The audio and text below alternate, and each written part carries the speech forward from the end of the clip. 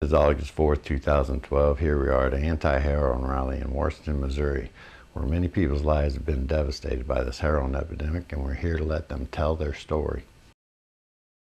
Could you tell me your name? Tessa Kelsick. Tessa Kelsick? Yep. Tessa, could you tell us a little about your story?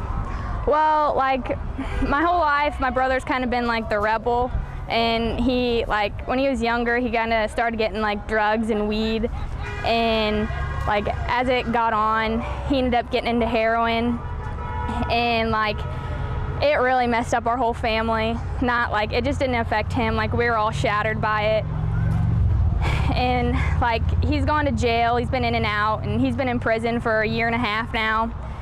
And like, after so many times, your hopes get like diminished, thinking like it's not gonna change. But I mean, you just gotta keep going and thinking that like everything's gonna get better, and hopefully one day he'll like change his ways. And I mean, this is a real good cause, and hopefully it helps everyone like realize that it affects more than just one person. What was your life like before heroin got involved?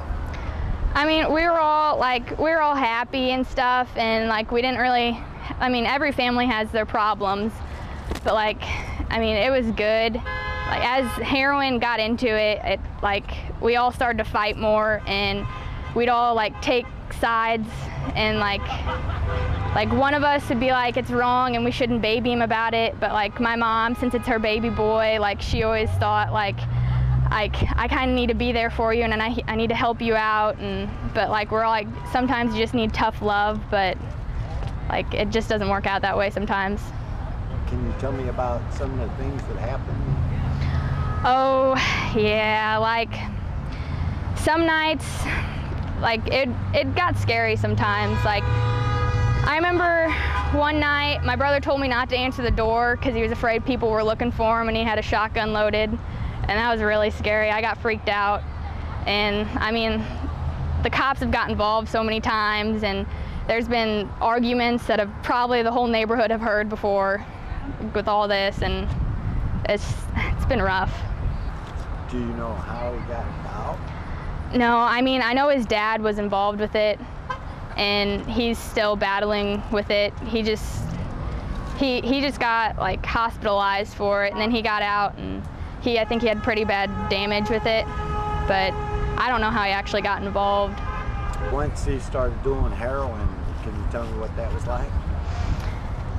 It was a sucky feeling. I remember the first day I was in 6th grade, and my mom told me, and I was in a bad mood for a good week and a half, and I was real disappointed. Like, I didn't think this would ever happen to our family, and like it did. How did you guys find out he was doing it? We were at my grandma's, and I think he OD'd once, and the paramedics got called, and like, they told us like he had heroin in his system, and that's how we pretty much all found out. What was it like after you guys found out? It was depressing. Like, all of us didn't know really how to handle it. Like, we were just kind of like stunned. Like when you get news like that, you don't know how to react sometimes. Like, you don't know whether to be upset about it or like just be a statue and not like try to feel anything. Once you got arrested, how does that affect you?